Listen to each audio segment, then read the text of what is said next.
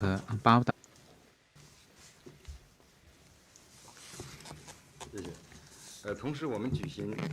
And we're also holding this press conference to give you a briefing on this white paper.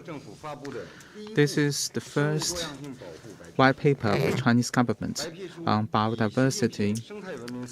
This white paper is guided by Xi Jinping's thought on eco-civilization. It introduces China's policies and approaches on biodiversity conservation.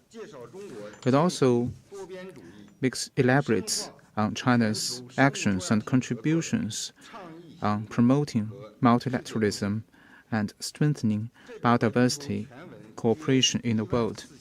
This white paper has 14,000 words.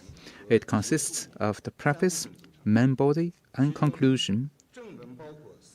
The main body has 4 sections, i.e., harmony between humanity and nature, increasing efficiency of biodiversity conservation, improving biodiversity governance, and further the global cooperation on biodiversity conservation.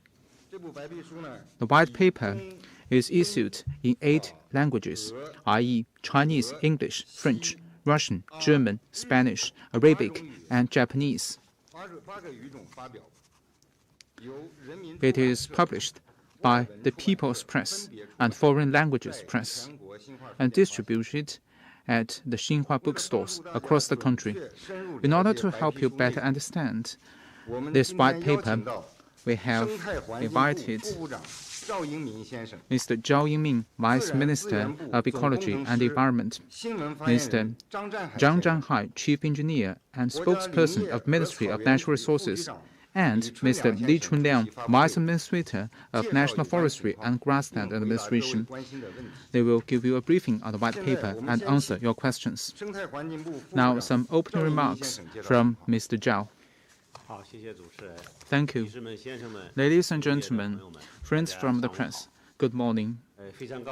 I'm very pleased to have this opportunity to give you a briefing on this white paper on biodiversity conservation in China. I would like to take this opportunity to express heartfelt thanks to friends from the press for your consistent support for biodiversity in China. Biodiversity provides rich daily necessities to humanity. It also provides a healthy and safe eco-environment and unique landscape and culture. Biodiversity is thus an important foundation for human survival and development and matters to humanity's well-being. One of the themes of the Biodiversity Day in the world is that biodiversity is life, and it is our life. This aptly describes the relationship between us and biodiversity, but also focuses on the vital importance of protecting biodiversity with population growth and expansion of human economic activities. Today, global biodiversity is under serious threat.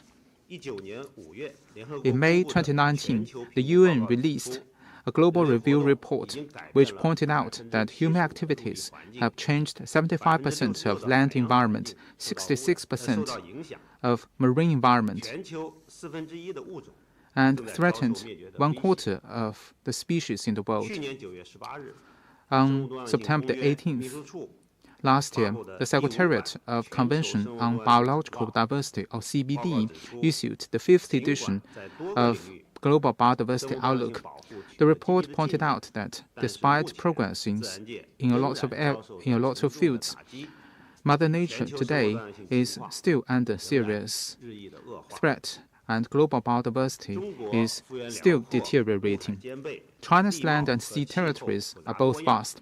Its complex terrain and diverse climate gave birth to unique ecosystems, abundant species, a rich genetic variety. As one of the most biodiverse countries in the world, China has a profound understanding of biodiversity as manifest in traditional Chinese culture.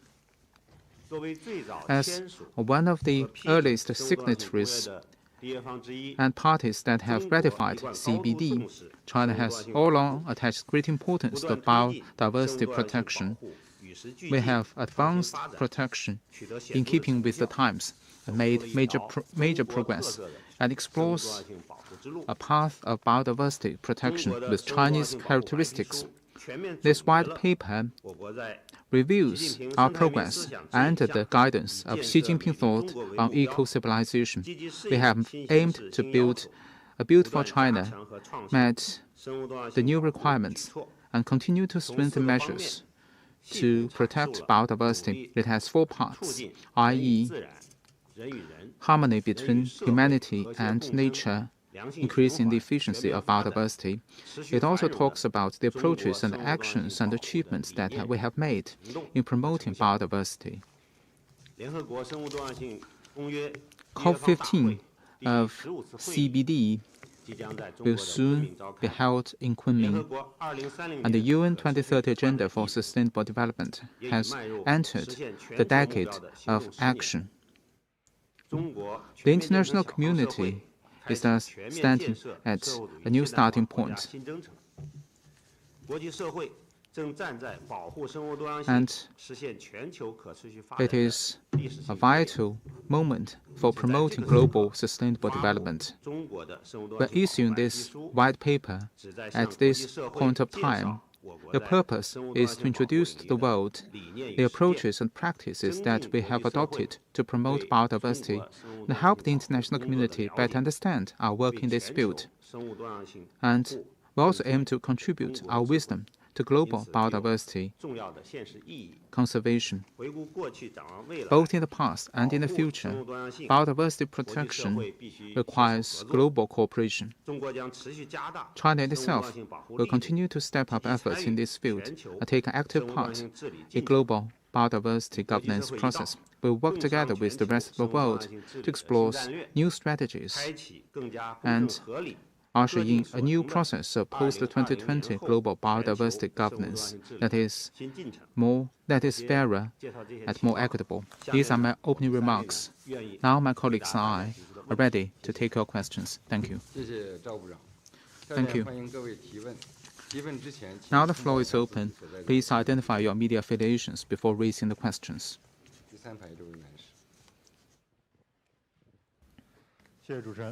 Thank you. With CGTN, this biodiversity and biodiversity protection in China is the first one of its kind. And we are aware that COP15 will soon be held in Kunming. Why this moment has been chosen to issue this white paper? Thank you. Thank you for the question. Like I said just now, China has one of the most diverse biological composition in the world, also one of the earliest signatories to the CBD. We have been paying high attention to the protection of biodiversity and have been making progress with the times. Since the 18th National Congress of the CPC, under the guidance of the Xi Jinping thought on equal civilization, we have been stepping up the mechanisms and oversight. Our basic capacity has been rising, and we put in place a new paradigm of biodiversity governance. We have entered a new historical period in protecting biodiversity and embarked on a path of protecting biodiversity with Chinese characteristics. On the eve of COP15 of CBD, it is of great significance for China to publish this white paper and demonstrate to the world China's philosophy, actions, and results in protecting biodiversity.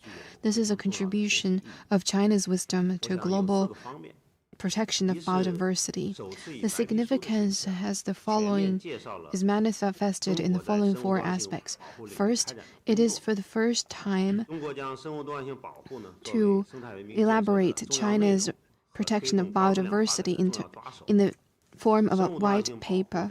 We have taken high placed high importance on protection of biodiversity and taken it as a vehicle of pursuing high-quality development. We have incorporated this idea and related work in all aspects of social and economic development.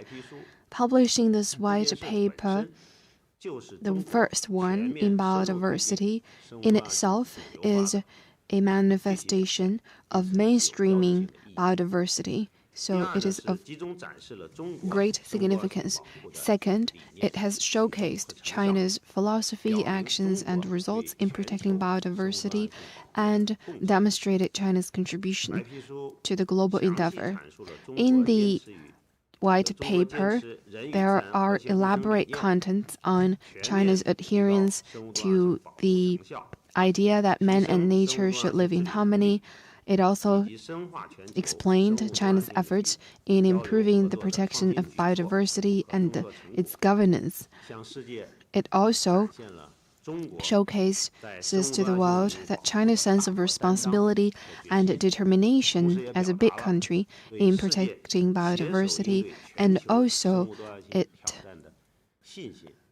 expresses China's confidence and propositions in working with the rest of the world to tackle challenges in this field.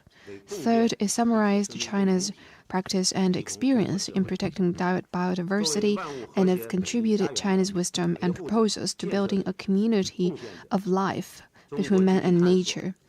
China has been making explorations and embarked on a path of protecting biodiversity with Chinese characteristics.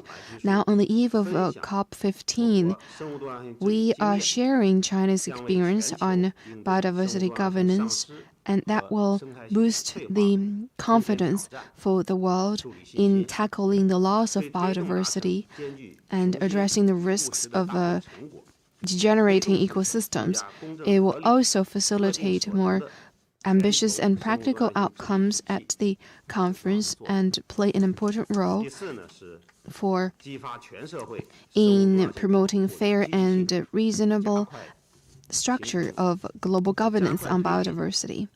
Fourth, it will also incentivize the general public in biodiversity. It will help to form a process in which everybody has a stake and everybody contributes to the protection of biodiversity. It is the responsibility and obligation of each country, each organization, and every individual to protect biodiversity. Taking this opportunity, we will continue to honor the international conventions and continue to redouble our efforts in protecting biodiversity and mobilize the general public in this endeavor, thus providing sustaining and strong impetus to the protection of biodiversity.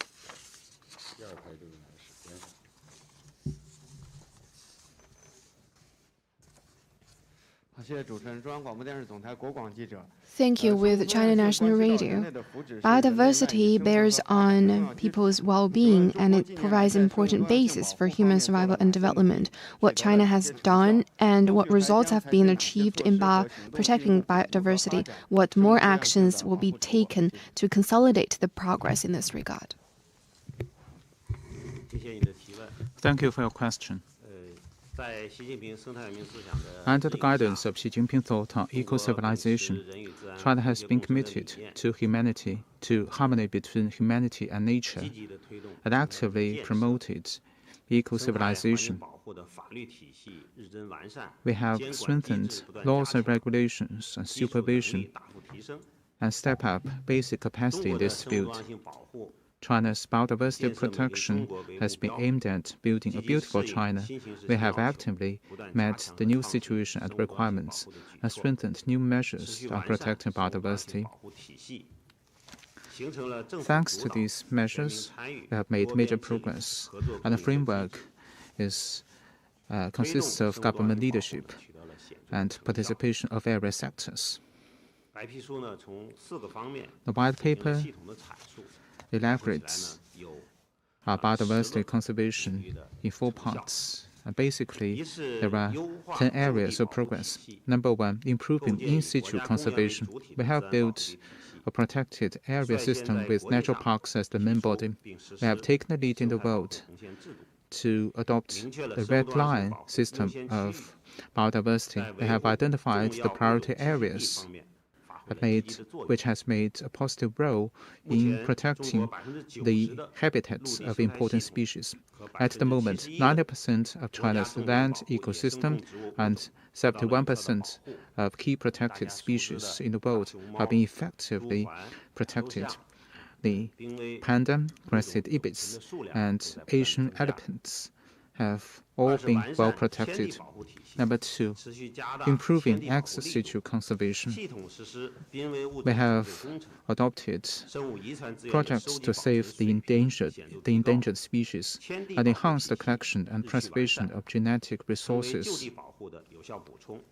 And the ex situ conservation has become an important complement to in situ conservation. Number 3, improving biosecurity governance. Biosecurity has been incorporated into national security system.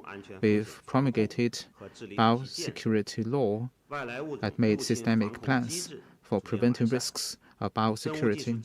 We have enhanced measures to prevent invasion of alien species and enhanced protection and supervision of genetic resources. Number 4, improving the eco-environment. We have adopted integrated measures on the restoration of the ecosystem.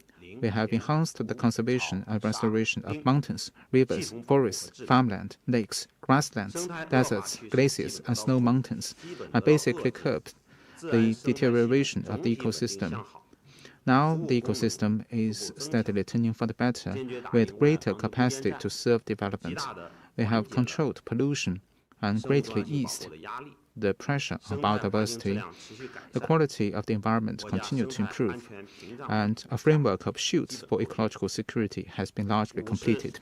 Number 4, advancing green development. We have focused on enhancing the carrying capacity of the nature, accelerated the transformation of the ways of economic development, promoted green and low-carbon life, and enhanced the high-quality development and high-quality protection of biodiversity. We have advanced the green development of urban and rural development and explored ways to realize the value of eco-products. Number 6, improving policies and regulations. Biodiversity protection has become a national strategy and become an important part of the long-term plans in different localities. We have also adopted various policies and measures, including the Wildlife Protection Law, Environmental Protection Law, as well as another 20 or so biodiversity-related laws and regulations. We have also made adjustment to the lists of key protected wildlife. Number 7, strengthening capacity building. We have organized the nationwide survey and evaluation of biodiversity. We have established inspection network, increased input, advanced major projects on biodiversity. Number 8, strengthening law enforcement and supervision. We have organized the Green Shield inspections of nature reserves, the Blue Sea Initiative for marine environment, as well as measures to crack down on wildlife trading. We have enhanced measures to fight against criminal activities endangering biodiversity. Number 9, calling for actions across the country. We have enhanced publicity and science promotion across the country. We have basically established a system with government leadership, active action of companies, and active participation of the public. And as a result, the people have got more actively involved in protecting biodiversity. Number 8, deepening global cooperation. We have earnestly implemented international norms and regulations, and we have actively promoted multilateralism, engaged in international cooperation, and provided support for other developing countries in protecting biodiversity. I work together with them to build a shared future for all life on Earth. Going forward, we will make systemic plans. In terms of laws and regulations, we will renew China's strategy and action plan on biodiversity. We will improve relevant policies and institutions and laws. In terms of actions and measures, we will formulate the 10-year plan for major products of biodiversity, and we will evaluate the situation of the key protected areas, improve the inspection network, and enhance the data platform for biodiversity. Thank you. Next question, please.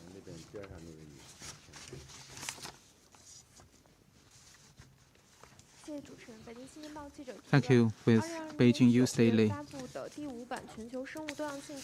The Global Biodiversity Outlook issued in September 2020 shows that the Aichi targets have not been fulfilled as expected. What are the reasons for this, and how China has delivered on the Aichi targets? Thank you. Thank you for the question. The Aichi goals were proposed in 2010 at COP10 of CBD as a response of the international community in tackling the loss of biodiversity. It covers the period from 2011 to 2020. In September, the Secretariat of CBD published the 5th Global Biodiversity Outlook, in which it says that most parties formulated national policies and action plans on protecting biodiversity and in mainstreaming biodiversity. But regrettably, on the whole, the overall implementation of Aichi goals is less than satisfactory. The loss of biodiversity has not been reversed, and there is rising pressure in protecting biodiversity. Looking back, we need to draw the following lessons. First, setting global targets needs ambition, but more importantly, needs to be practical. Second, there needs to be better developed mechanisms and safeguards for implementation. In particular, the needs of developing countries in terms of capital, technology, and human resources must be paid attention to. Third, all parties need to prioritize implementation. The upcoming COP15 will facilitate discussions on formulating a post-2020 global framework on biodiversity. It will review the progress and experience of the global goals on biodiversity over the past decade, and it also provides new opportunities. As we develop new goals, we need to fully draw upon the experience and lessons. With regard to the Aichi goals, we need to boost the ambition and confidence in protecting global biodiversity, and more importantly, we need to be rooted in reality and pay attention to the practicality of these goals. And also, we need to be mindful that there are differences, national differences, and we need to put forward practical pathways in realizing the goals we set out. Also, the framework must be fair, transparent, and driven by the parties. There needs to be better mechanisms in implementation and safeguard, and there needs to be more science and technology transfer and capacity building to help developing countries fulfill their obligations. In so doing, we will contribute to a global governance framework featuring win-win cooperation. The COVID-19 pandemic is another reminder that man and nature are a community sharing the same future. It is important for the international community to work together to address the major risks and challenges regarding the loss of biodiversity and regenerating ecosystem. China has one of the biggest biodiversity in the world.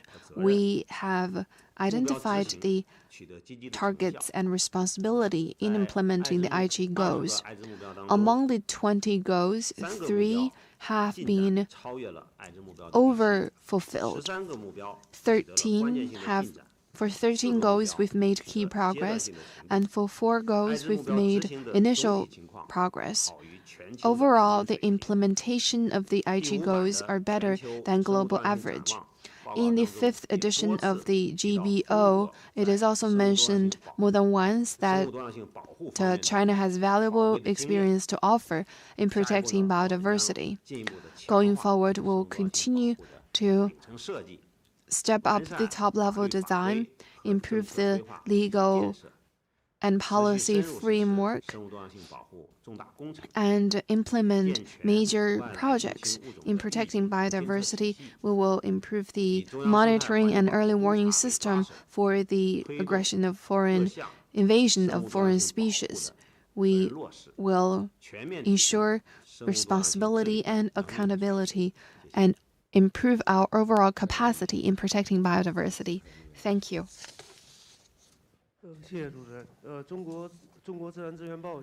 With China Natural Resources Daily, equal rehabilitation is important in protecting biodiversity. The Ministry of Natural Resources is responsible for this work. What has been done and what more will be done going forward? Thank you.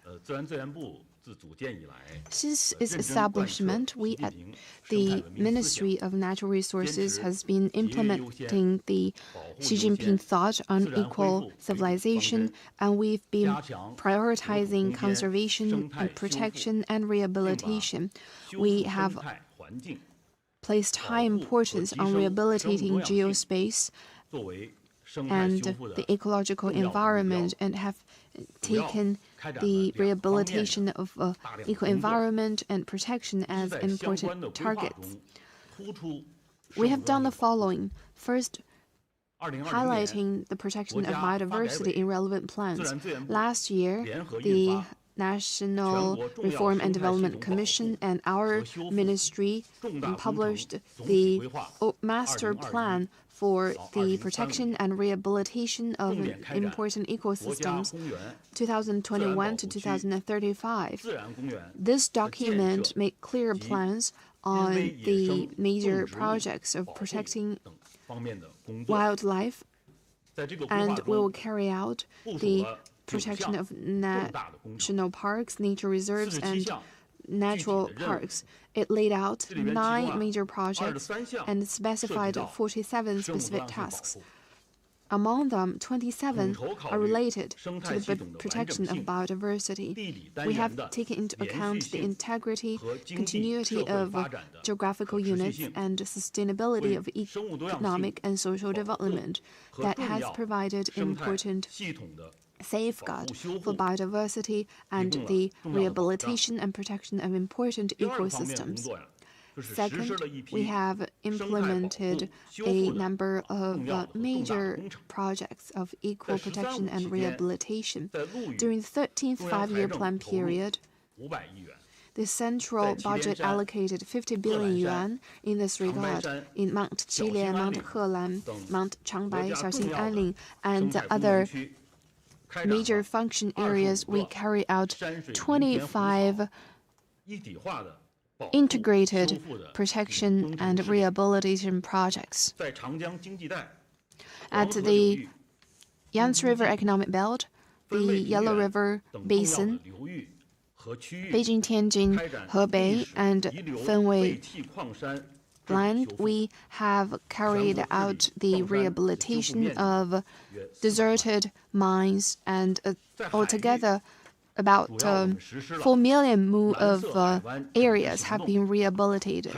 In the sea area, we have also carried out rehabilitation of mangrove forest, coral reef, seaweed bed, and salt marsh wetland. During the 13th five-year plan period, altogether 1,200 kilometers of coastline have been rehabilitated in terms of their eco-environment. This year, we have started the Integrated Protection and Rehabilitation Project, and we have identified 15 rehabilitation projects for the marine environment. Going forward, we will continue to implement the master plan. We will focus on the circular forming virtuous cycle in improving the quality of biosecurity shield, and we will prioritize the Qinghai-Tibet Plateau in the Yellow River area, Yangtze River area, Northeast Forest area, the Sand Prevention Belt, and the coast area rehabilitation. We will continue to build a strong shield for China's ecological security and contribute to improving and protecting China's biodiversity.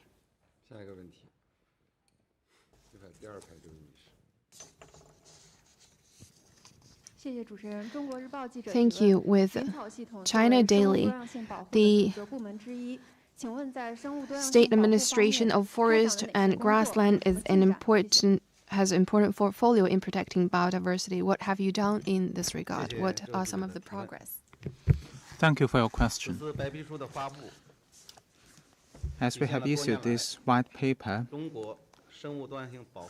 we aim to demonstrate our achievements in protecting biodiversity. The Forest and Grassland Protection Authorities are main responsible organs for biodiversity. Next, I will elaborate our work in 3 fields. Number 1, the protection of biological diversity. We have focused on 4 systems. Number 1, on forest ecosystem. We have strengthened protection and restoration. We have organized large-scale greening of the territory, the protection of virgin forests, and restoring farmland to forests. The area and stock of natural forests have increased significantly. The carbon stock of the forests have increased dramatically.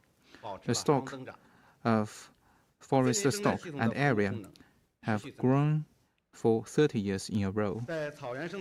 Number 2, on grassland ecosystem, we have adopted solid measures to restore and rehabilitate grassland. We have also adopted compensation measures for the restoration of grassland ecosystem. In 2020, the grassland coverage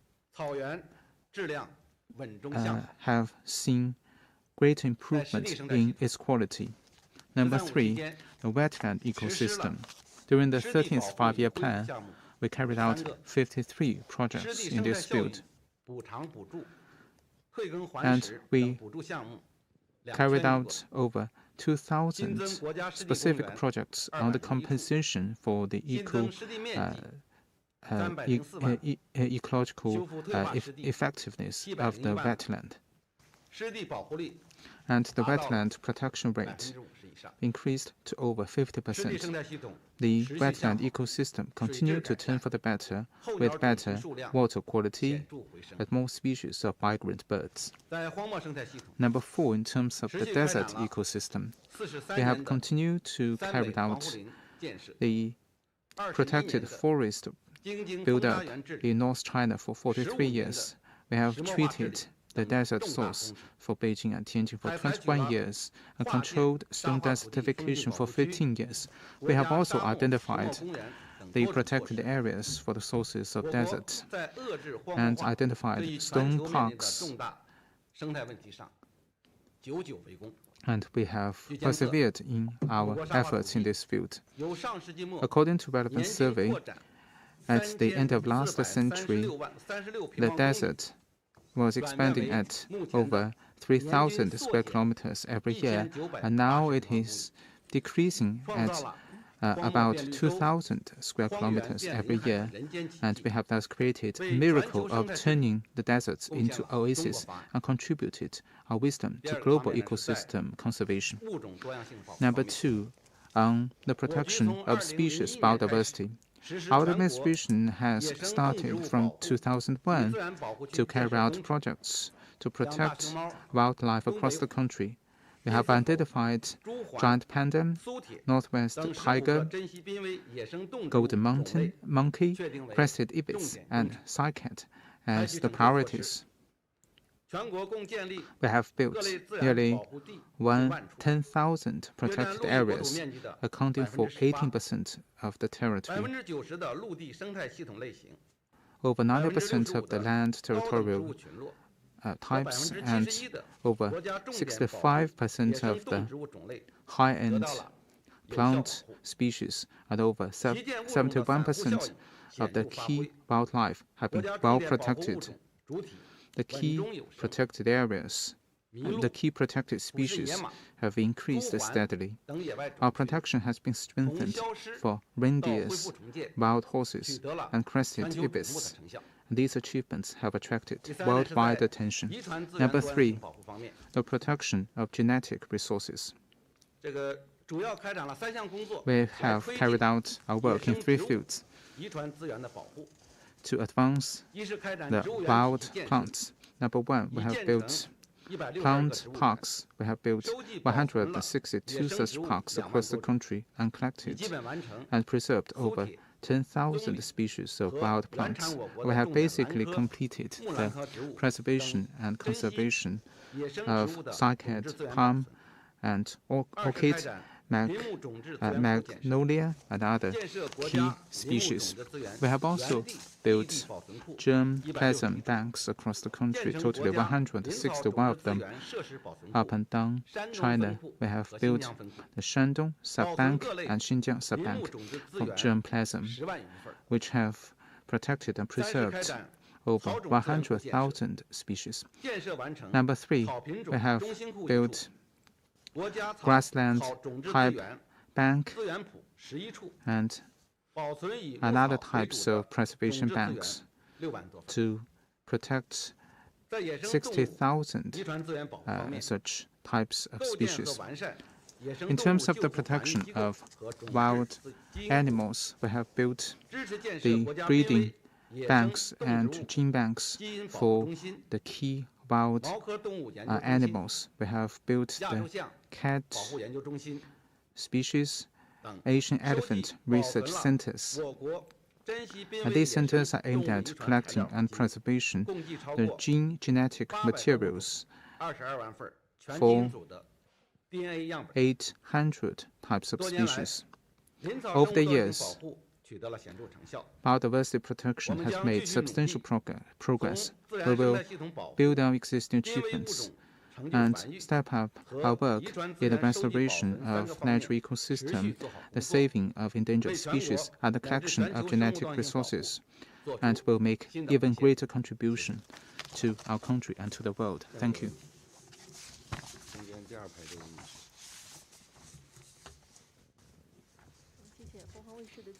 With Phoenix TV, we have noted that biodiversity across the world is decreasing at a faster rate.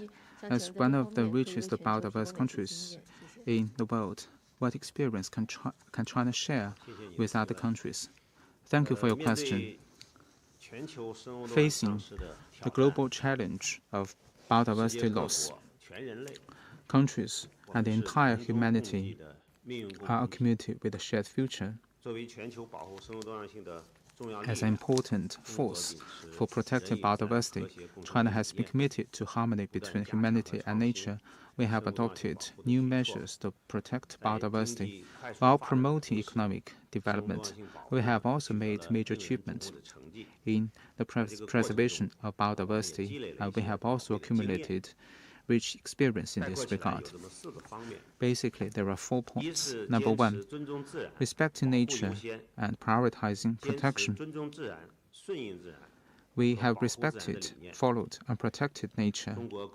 We have built the protected area system with national parks as the main body. We have taken the lead in the world to adopt a red line system for the protection of biodiversity. We have identified the key areas, and these areas and policies have played an important role in protecting the key ecosystem and habits for biodiversity. We have also steadily advanced the protection of natural forests and restoration of farmland to forest, grassland, and wetland. We have also adopted integrated projects for the restoration of mountains, rivers, forests, etc.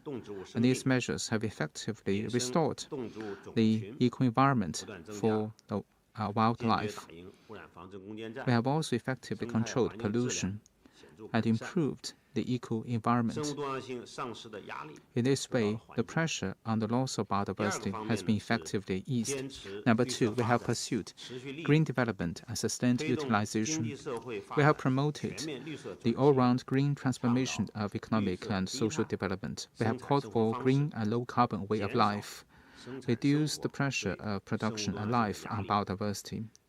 We have also integrated biodiversity protection with poverty reduction and rural revitalization, and we have focused on the special needs and endowments of eco-resources and traditional culture in different areas to explore new pathways to promote integrated development of biodiversity protection and poverty reduction. We have also adopted the basis demonstration areas to demonstrate that green mountains are gold mountains and turn the natural and ecological strength into high-quality development of economic and social development, and incentivize the whole society to protect biodiversity. Number 3, we have given priority to the institutions and promoted coordinated development. We have been committed to the new development philosophy and turn biodiversity protection into our national strategy. We have continued to improve relevant laws and regulations, which have provided important institutional support for our work. We have strengthened top-level design and incorporated biodiversity protection into our 5-year plans for economic and social development. We have adopted China's strategy and action plan for biodiversity protection to guide our long-term work. We have also incorporated biodiversity protection into the medium and long-term plans in different localities. Number 4, we have pursued multilateralism and win-win cooperation. China has been committed to the multilateral governance of biodiversity and taken active part in global process. We have earnestly implemented our obligations under CBD and other treaties.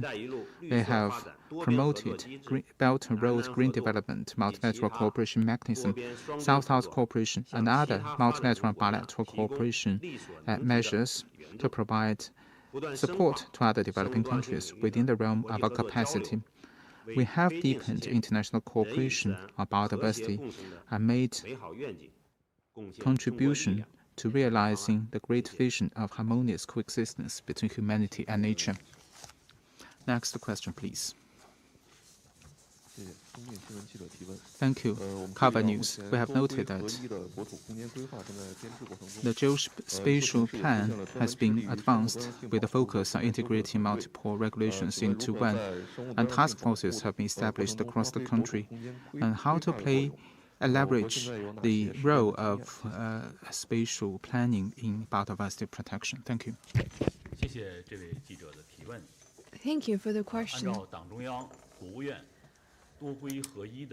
Now, according to the planning of the Central Party Committee and State Council on combining the multiple regulations into one, the spatial planning authorities are speeding up the compilation of the rules, and we have paid high attention in protecting biodiversity in this regard. First, in geospatial planning, we have improved the layout of ecological space. We have coordinated the different function zones for ecological preservation, agriculture, and urban development. We have protected biodiversity in terms of ecosystem, species, and genetics. We have coordinated the local and migrated protection and strengthened protection of key areas for global and national biodiversity. We have also established pathways for the migrant bird and the rare wild animals. We have also improved the layout for the protection of migrated areas and the genes. We have established a network for protection of biodiversity. We plan to build dozens of national parks and more than 1,000 nature-protected areas and several thousand natural parks. This will help to protect the areas which are rich in biodiversity. We have also stepped up the equal protection and development in cities. We hope to have more contiguous, complete, and systemic protection of ecological environment to preserve and recover biodiversity. In Shanghai, for example, in major ecological nodes, they have 21 city parks, and in Chengdu, efforts have also been made to build a city park where man and nature live in harmony. Second, in geospatial planning, we have set out the red lines of ecological preservation. We have prioritized permanent basic farmland and ecological protection red line and the boundaries of urban areas. We have set out 3 control lines and included the vulnerable areas and also areas with high potential value in ecological preservation. They are strictly protected with clear red lines being set out. In cities like Nanchang, they have paid attention to the migration routes of birds, and a team of professional teams crossing different disciplines have been set up to include the pathways of the migrant birds into the protection of with a red line. Now, the protection red lines have covered the key areas of protection of biodiversity so as to protect the endangered species and their habitats. Third, we have taken coordinated steps in integrating the basic information platform and geospace planning. Biodiversity protection is an important component in oversight. We have also unified the standards, plans, and platforms and set out a nationally unified geospace basic information platform. We have also put in place one unified map for national geospace planning. We have also strengthened full cycle management and will have regular reviews of the implementation. The local indicative species are included in the evaluation system. The carrying capacity of environment and resources have also been put under a long-term monitoring mechanism so as to better monitor and have early warning of relevant indicators of biodiversity. All of these efforts will contribute to better protection of biodiversity.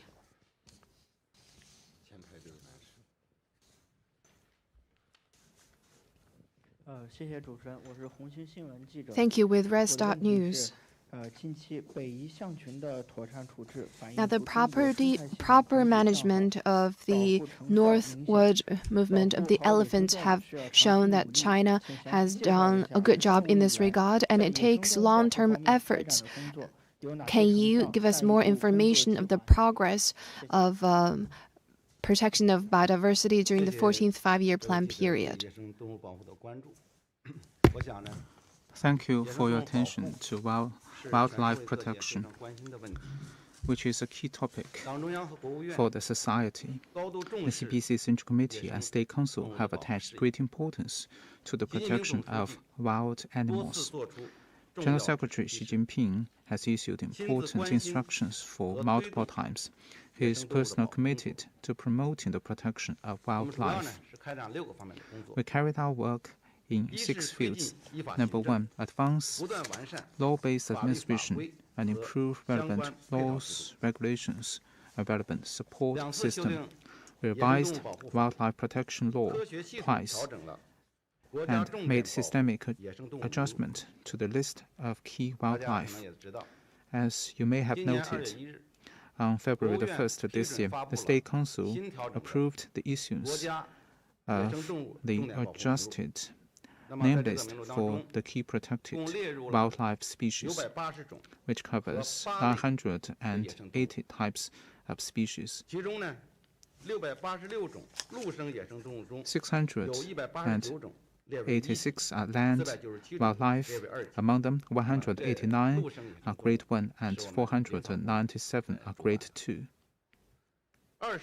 Number 2, we have organized the implementation of the nationwide survey of wildlife resources. We also carried out the real-life monitoring of northeast tiger and Asian elephant. Number 3, we have worked hard to save the extremely endangered species and ensure there is no extinction of these species. We have also enhanced the man-made breeding of these species and promoted the rehabilitation of wildlife groups of these species. Number 4, we have cracked down on illegal trade. The Chinese government is highly responsible, and we have taken the initiative to regulate the use and strictly regulate relevant work. We have enhanced law enforcement and regulation. Our administration has worked together with another 27 departments to establish a line ministry mechanism for cracking down on wildlife trade.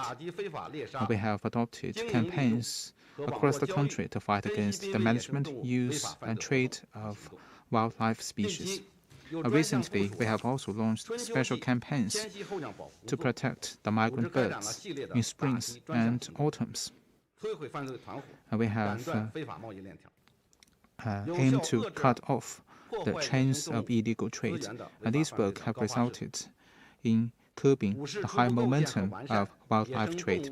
Number 5, we have enhanced the monitoring for the diseases of wildlife. Number 6, we have taken active part in international compliance affairs and enhanced international exchanges and cooperation and promote transnational protection of wildlife. We have provided active support for Asian and African countries in wildlife protection. China has thus become an important force for global ecological preservation. In particular, China has stopped the management and use and trade of tigers, rhinos, and elephant teeth. And these measures have demonstrated our sound performance in wildlife protection. I have some specific figures which we can also see in the white paper. Generally speaking, thanks to the measures that are listed, giant panda, crested ibis, Asian elephant, and Tibetan antelope have been better protected.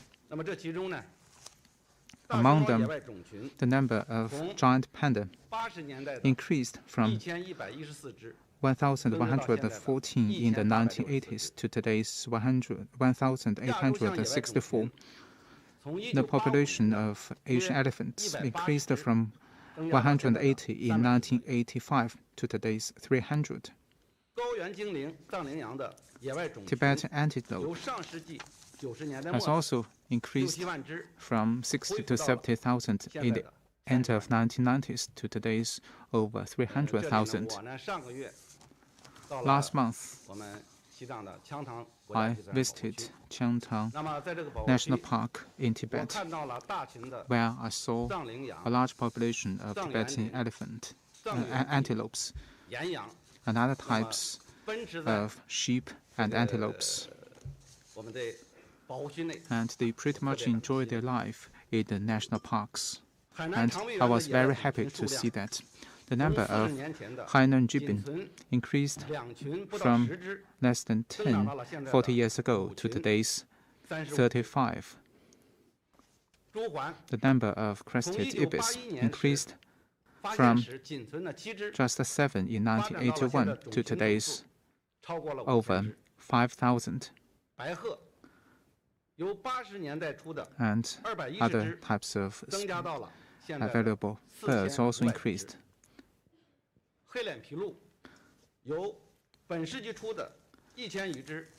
And other types of wildlife species also increased significantly thanks to our production.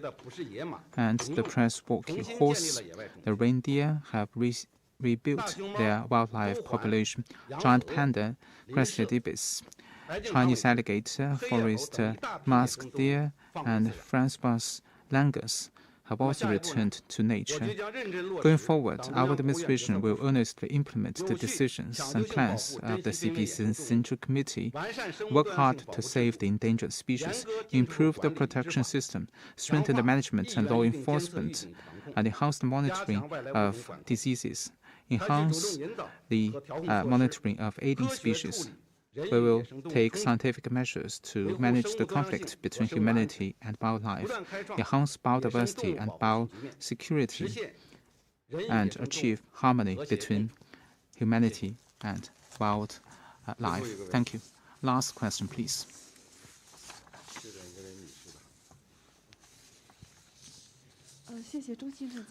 Thank you. China News Service.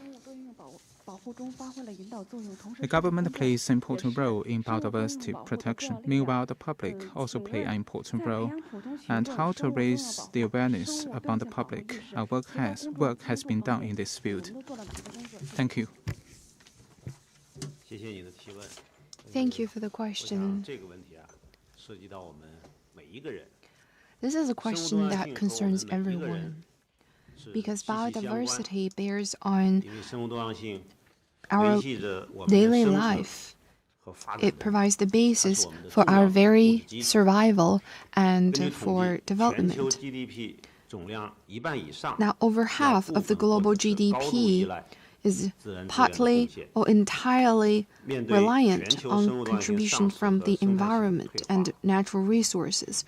Now, with the loss of biodiversity and regenerating ecosystem, China has followed the philosophy of harmony between man and nature, and we have put in place a mechanism in which the government takes the lead, the general public participates in the system, and multilateral governance and win-win cooperation.